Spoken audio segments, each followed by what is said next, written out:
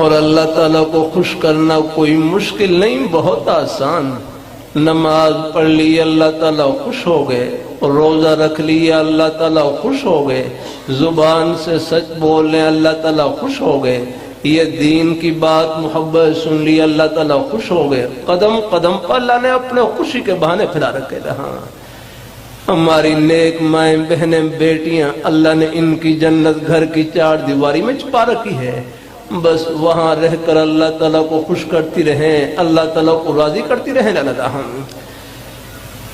اللہ تعالیٰ بلکہ حضرت حکیم الامت حضرت تھانوی رحمۃ اللہ علیہ فرمائے لگے مقصود تو اللہ تعالیٰ کی رضا اور خوشنودی وہ گھر میں جھاڑو دینے سے بھی حاصل ہو جاتی ہے، کھانا پکانے سے بھی حاصل ہو جاتی ہے، بچوں کی دیکھ بھال اور خدمت سے بھی حاصل ہو جاتی ہے۔ الحمدللہ ہے ہاں، گھر والوں کی بھی قدر کرنی چاہیے، گھر والوں کی بھی قدر کرنی چاہیے۔